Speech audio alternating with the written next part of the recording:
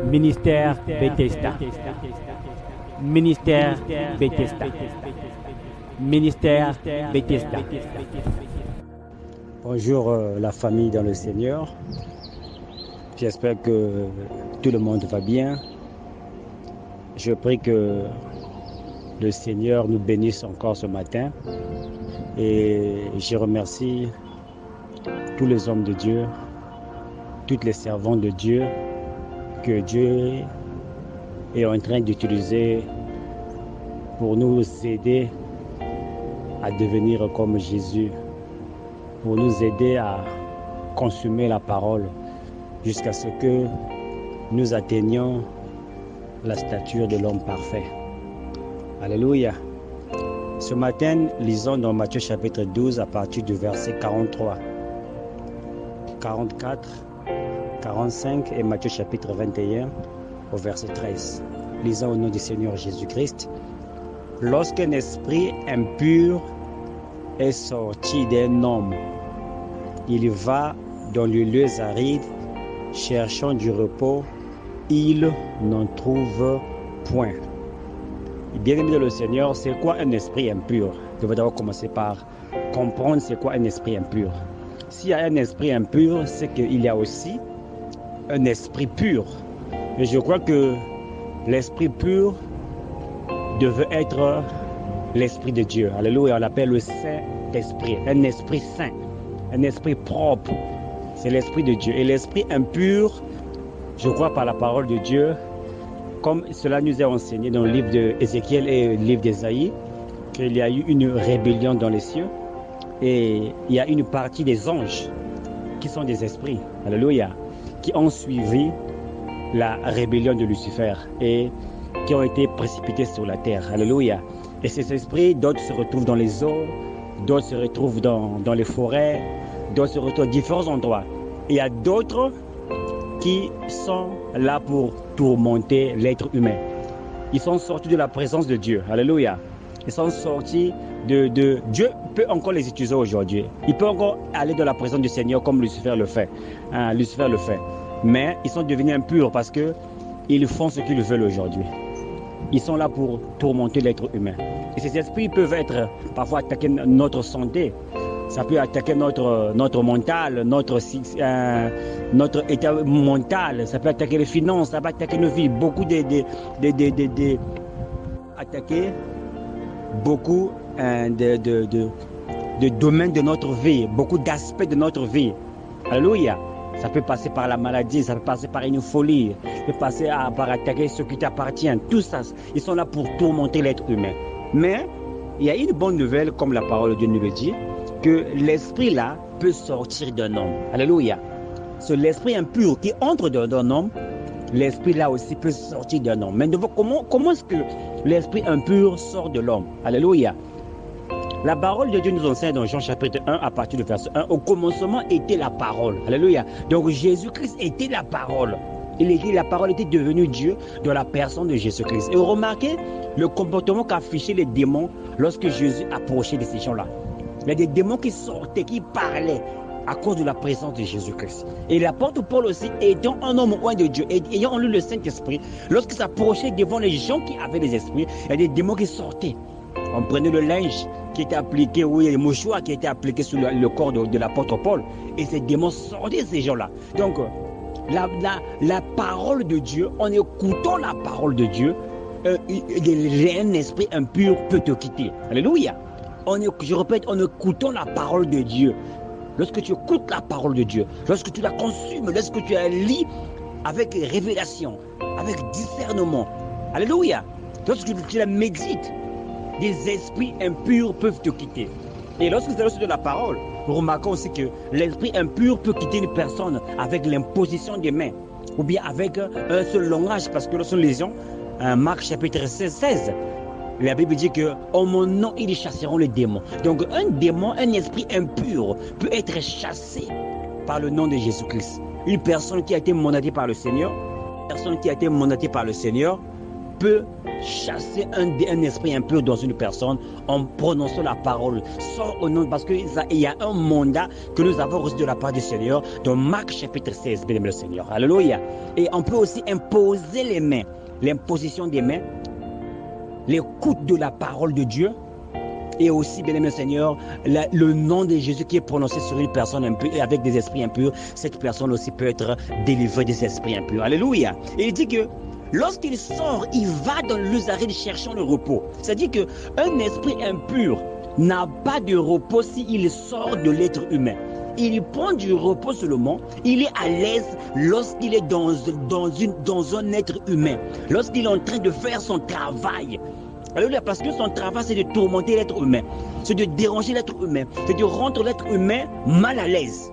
Et lorsqu'il sort de l'être humain, il est tourmenté. C'est la raison pour laquelle vous allez voir, lorsqu'on fait une délivrance, les esprits résistent de pouvoir sortir des noms, parce qu'ils savent qu'ils vont être tourmentés. Le démon est tourmenté lorsqu'il sort de l'être humain. Il est tourmenté. L'esprit impur est tourmenté lorsqu'il sort de l'être humain. Il est tourmenté. Alléluia. Donc, pour lui, pour être à l'aise, pour être vraiment bien, il doit être dans une personne. Il doit être en train de peut-être te poser à la masturbation, te pousser à l'adultère, te pousser à la fornication, te pousser au vol, te pousser à la maladie, te pousser à beaucoup de choses qui te rendent mal à l'aise, bien-aimé de le Seigneur, à rentrer dans les gens, à mettre les gens à se quereller entre eux, bien-aimé de le Seigneur. Et lorsqu'il sort, s'il n'a pas de repos, Matthieu chapitre 12 à partir du verset 44, il dit alors, je retournerai dans ma maison. Alléluia.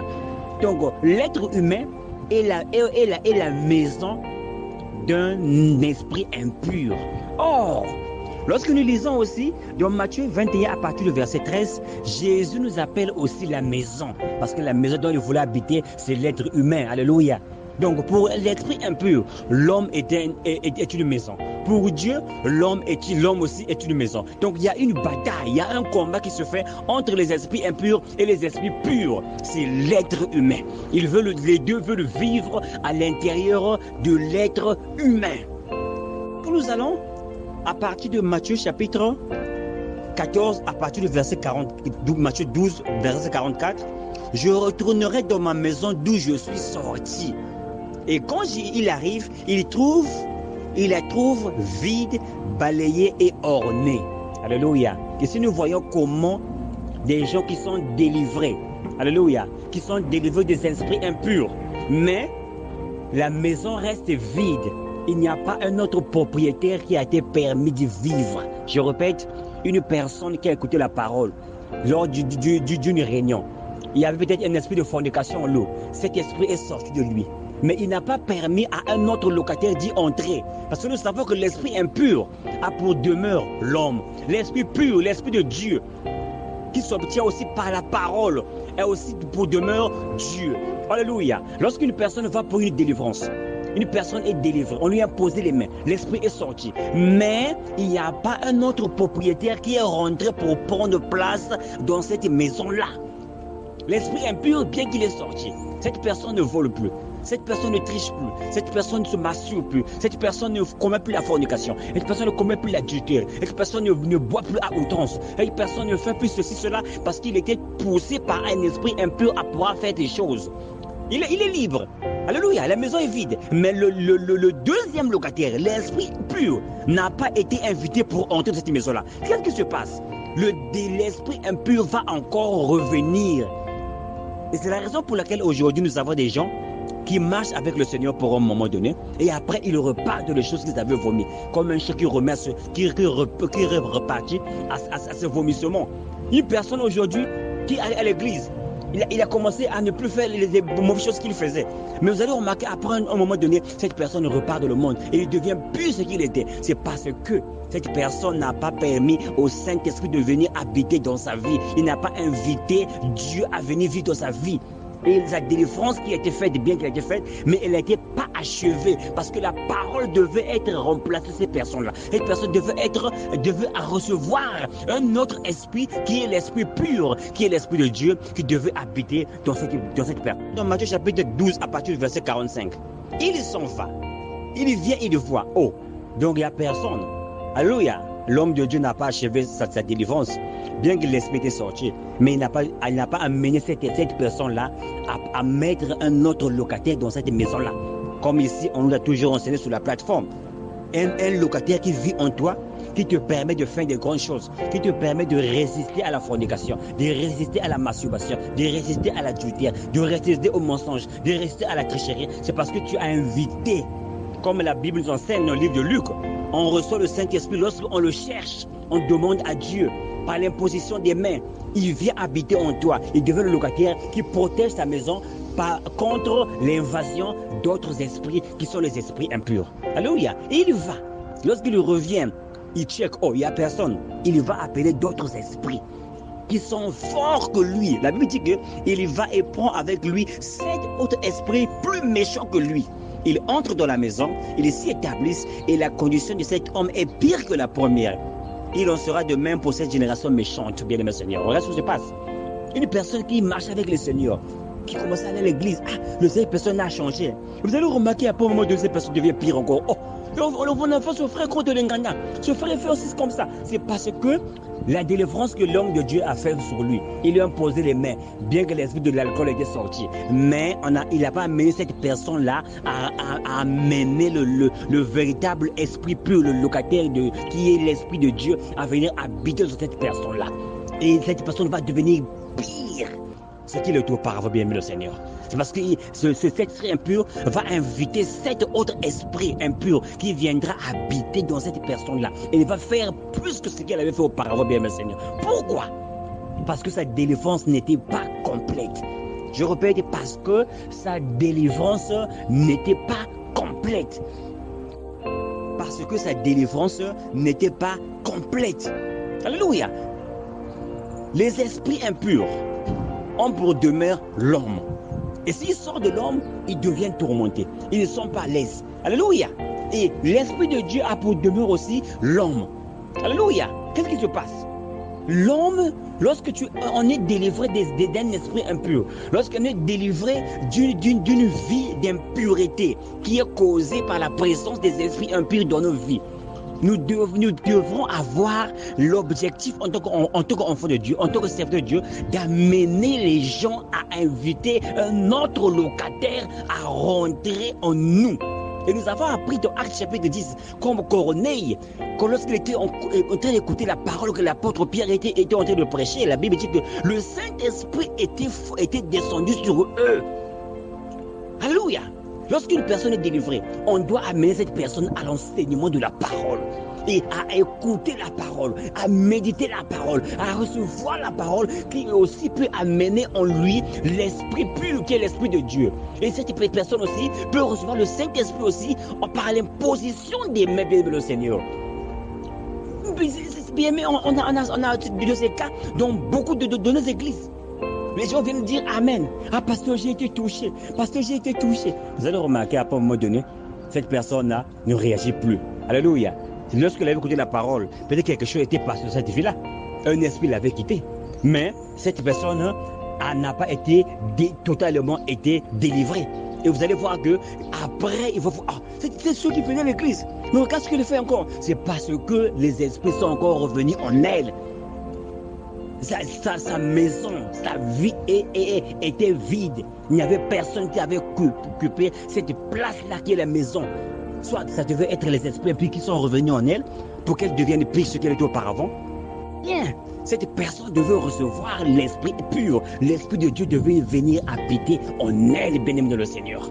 Alléluia. On a beaucoup de ces cas dans nos groupes de prière, dans nos églises. Et les pasteurs disent, ces personnes ne veulent pas vivre la parole. Ce n'est pas parce qu'ils ne veulent pas vivre la parole, c'est parce que leur délivrance n'a pas été totale, bien aimé Seigneur. On a juste chassé le démon qui poussait cette sœur à pouvoir commettre la fornication, mais on n'a pas amené cette personne-là à recevoir l'esprit pur qui est l'esprit de Dieu, qui devient le protecteur de cette maison-là. Il ne va pas permettre que les esprits impurs reviennent de la maison. Quand il revient, il voit un autre locataire, il ne viendra pas. Prenons l'exemple dans nos quartiers. Il y a une maison qui est vide. Alléluia. Et on te dit, tu cherches une maison, va dans tel quartier, dans telle rue, il y a une maison j'avais vu que c'était à louer. Et lorsque la personne arrive, qu'il est un locataire. Il ne va plus rentrer de la maison là. Mais il va dire, ah, la maison que tu m'as montrée là, il y a déjà un locataire, je ne rentre plus dans cette maison là. Parce qu'il y a déjà un locataire. Ce qui devait se passer avec nos bien-aimés que nous avons dans nos églises.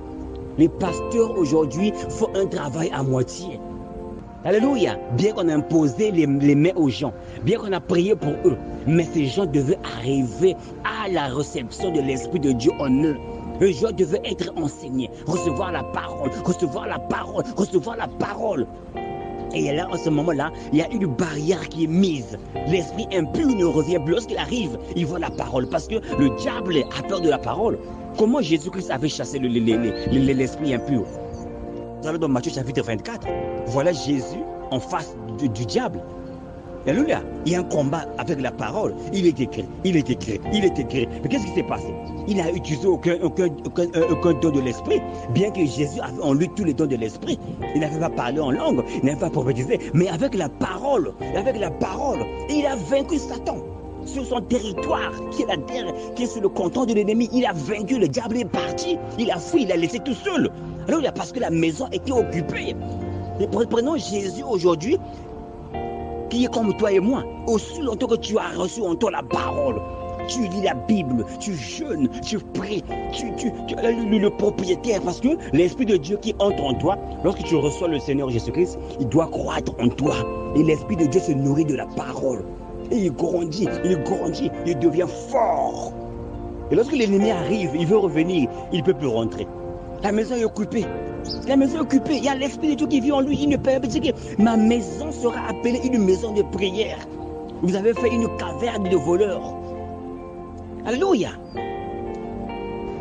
Je voudrais inviter tous les enfants de Dieu à lire calmement Luc chapitre 8.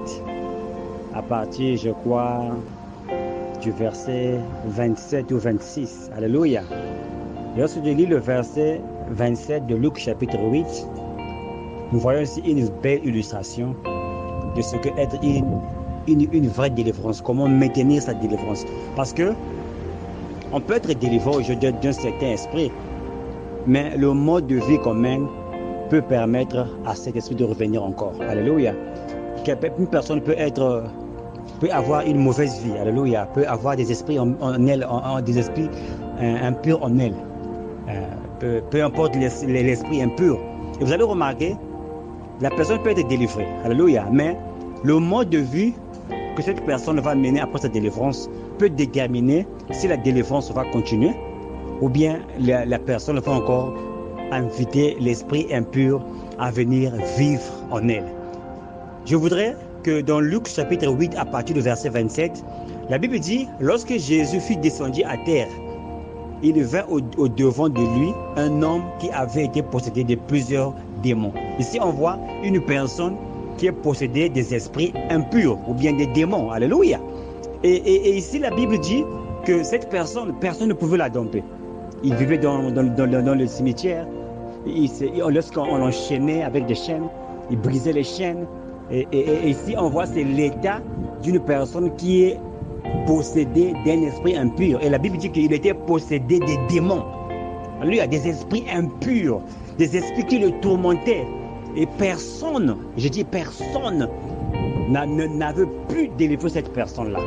Et c'est ce qui reflète la vie d'un bien-aimé, la vie d'une bien-aimée aujourd'hui, qui vit une vie. Lorsque les gens regardent cette personne-là, ils disent, ah, il risquait d'inviter encore les démons dans sa vie. Alléluia. Donc, il était assis au pied de Jésus. Alléluia. Ça, c'est la meilleure place qu'il faut être assise pour maintenir sa délivrance. Être dans une atmosphère spirituelle. Être dans une atmosphère chrétienne. Alléluia. Il était assis auprès de Jésus, au pied de Jésus. Il était avec la parole.